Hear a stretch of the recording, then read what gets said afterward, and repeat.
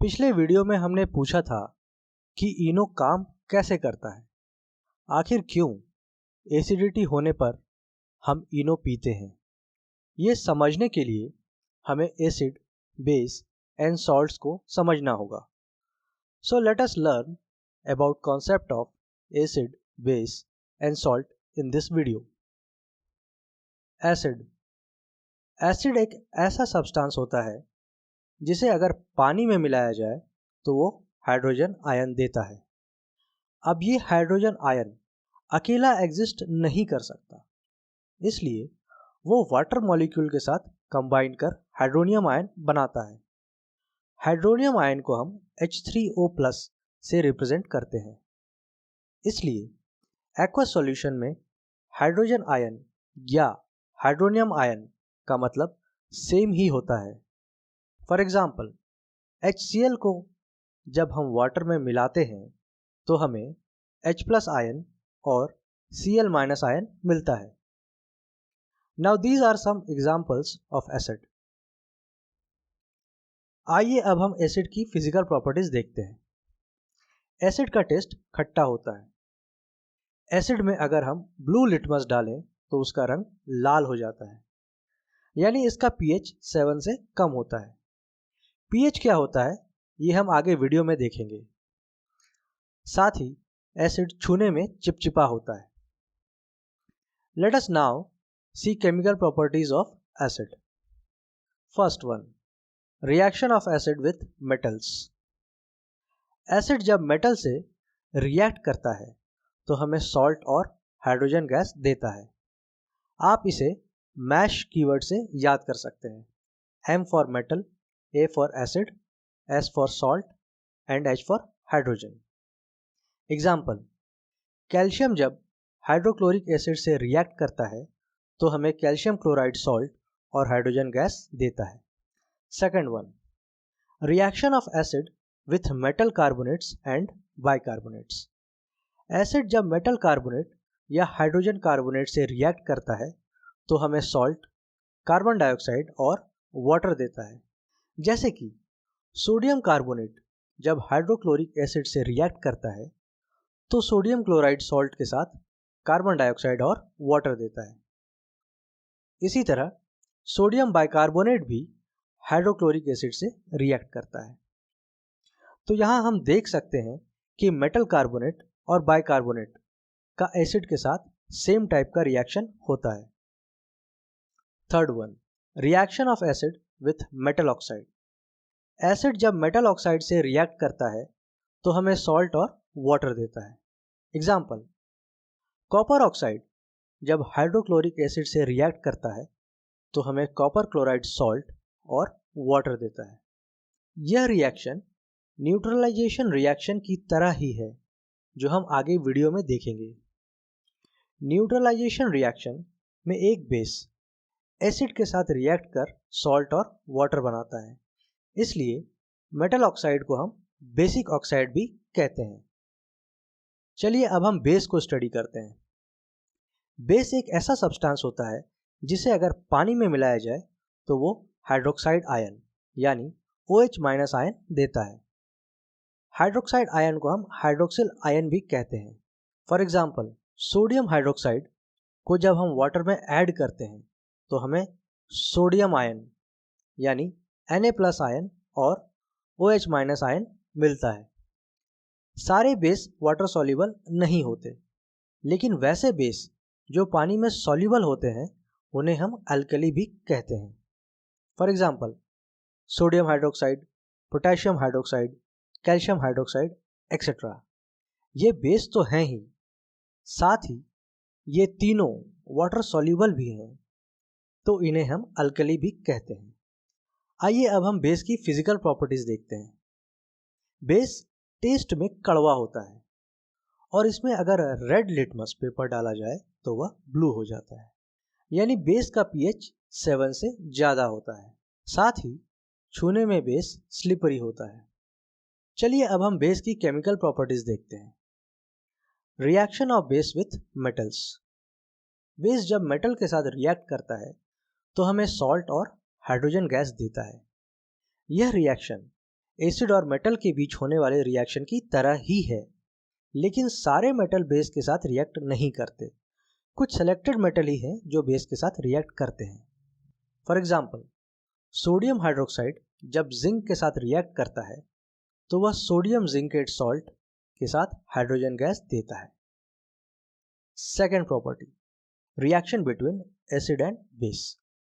Base जब acid के साथ रिएक्ट करता है तो हमें सॉल्ट और वाटर देता है। एसिड और बेस के बीच होने वाले रिएक्शन को हम न्यूट्रलाइजेशन रिएक्शन भी कहते हैं, क्योंकि बेस एसिड को न्यूट्रलाइज यानी डिस्ट्रॉय कर देता है। For example, hydrochloric acid reacts with sodium hydroxide to give sodium chloride salt and water. Third one, reaction of non-metallic oxide with base. Base जब नॉन मेटलिक ऑक्साइड के साथ react करता है तो हमें सॉल्ट और वाटर देता है। यह रिएक्शन भी न्यूट्रलाइजेशन रिएक्शन के जैसा ही है। जैसे एसिड बेस को न्यूट्रलाइज करता है, वैसे ही यहाँ पर नॉन मेटलिक ऑक्साइड बेस को न्यूट्रलाइज कर रहा है। इसलिए नॉन मेटलिक ऑक्साइड को हम एसिडिक ऑक्साइड भी कहते हैं। For example, sodium hydroxide reacts with carbon dioxide to give sodium carbonate salt and water. इसी तरह कैल्शियम हाइड्रोक्साइड भी कार्बन डाइऑक्साइड के साथ रिएक्ट कर कैल्शियम कार्बोनेट और वाटर बनाता है। डाइल्यूटिंग एन एसिड और बेस। डाइल्यूट करना मतलब एसिड या बेस को वाटर में मिक्स करना।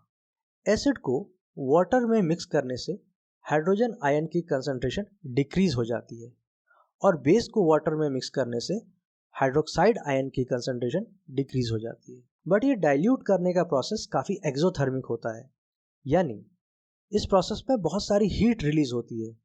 इसलिए we should take care when we mix acid और बेस विथ वाटर। सबसे पहले तो हमें यह याद रखना चाहिए कि एसिड को ही पानी में स्लोली डालकर मिक्स करना है। पानी को एसिड में कभी भी नहीं डालना है। यही चीज़ हमें बेस के लिए भी फॉलो करना है, क्योंकि अगर हम गलती से एसिड या बेस में वाटर को ऐड कर दें तो बहुत ज़्यादा हीट निकलेगी, जिससे वो मिक्सचर वेपोराइज होकर ऊपर उठेगा और ये वेपर बहुत डेंजरस होता है क्योंकि ये हमें बर्न कर सकता है।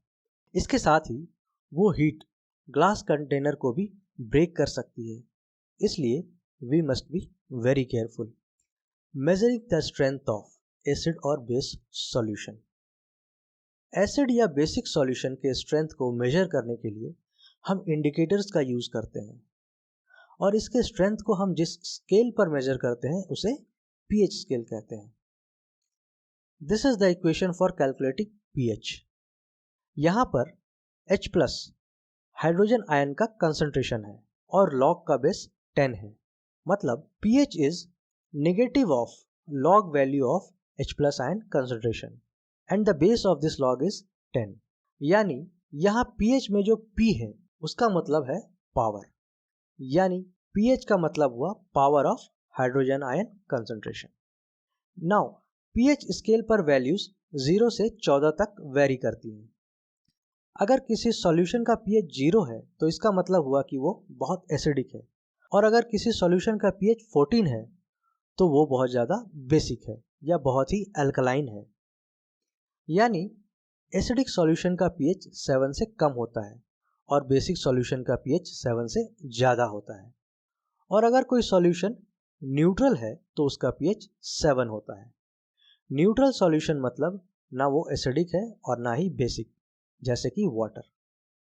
यह कुछ केमिकल्स और उनके यूजुअल पीएच वैल्यूज आप यहाँ पर देख सकते हैं। लेकिन जब हम ये कहते हैं कि ये वाला एसिड स्ट्रॉन्ग है या वो वाला एसिड वीक है, तो इसका प्रैक्टिकली क्या मतलब हुआ? यह समझने के लिए हम पहले डिसोसिएशन प्रोसेस को समझते हैं। जब हम किसी एसिड या बेस को वाटर में मिक्स करते हैं तो उसके मॉलिक्यूल वाटर में जाकर डिसोसिएट हो जाते हैं। फॉर एग्जाम्पल, अगर हम हाइड्रोक्लोरिक एसिड को वाटर में मिक्स करें तो उसके मॉलिक्यूल्स H+ और Cl- में बट जाएंगे। यहाँ पर यह ध्यान देना है कि HCl परमानेंटली H+ आयन और Cl- आयन में टूटता नहीं है, बल्कि सॉल्यूशन के अंदर टेम्पोरली आयनिक फॉर्म में एग्जिस्ट करता है। तो इसी प्रोसेस को हम डिसोसिएशन कहते हैं। सो अगर हम कहते हैं कि कोई एसिड स्ट्रांग है, तो इसका मतलब हुआ कि उस एसिड को जब हम पानी में मिक्स करते हैं तो वह कंप्लीटली डिसोसिएट हो जाता है, यानी उसके लगभग सारे ही मॉलिक्यूल्स आयंस में बट जाते हैं। Examples of strong acid are hydrochloric acid, sulphuric acid, nitric acid etcetera. और यदि हम कहते हैं कि कोई एसिड वीक है, तो इसका मतलब हुआ कि उस एसिड को जब हम पानी में मिक्स करते हैं तो वह कंप्लीटली डिसोसिएट नहीं होता, यानी उसके कुछ ही मॉलिक्यूल्स आयंस में बटते हैं, जैसे कि carbonic acid, acetic acid, formic acid etcetera. Similarly strong base ऐसे बेस को कहेंगे जिसको अगर हम पानी में मिक्स करते हैं तो वह अपने आयंस में कंप्लीटली डिसोसिएट हो जाता है। For example potassium hydroxide.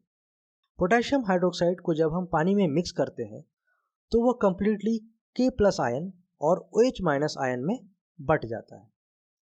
Similarly weak base ऐसे बेस को कहेंगे जिसको अगर हम पानी में मिक्स करें तो वह अपने आयंस में कंप्लीटली डिसोसिएट नहीं होता। For example ammonium hydroxide, aluminium hydroxide etcetera. यहाँ आपको एक चीज़ ध्यान रहनी चाहिए कि सारे ही केमिकल या लिक्विड का pH नहीं होता। pH वैल्यू सिर्फ एक्वस सॉल्यूशन के लिए ही वैलिड है, यानी pH हम तभी निकाल सकते हैं जब किसी केमिकल को पानी में मिक्स किया गया हो, और अगर उस केमिकल को पानी में मिक्स ना किया गया हो तो उसका pH हम नहीं निकाल सकते, जैसे कि वेजिटेबल ऑयल, गैसोलीन या प्योर अल्कोहल का कोई pH नहीं होगा। तो इस वीडियो में हमने एसिड, बेस और pH के बारे में जाना। अब नेक्स्ट वीडियो में हम इंडिकेटर्स और सॉल्ट को स्टडी करेंगे। So let us meet in the next video. Thank you.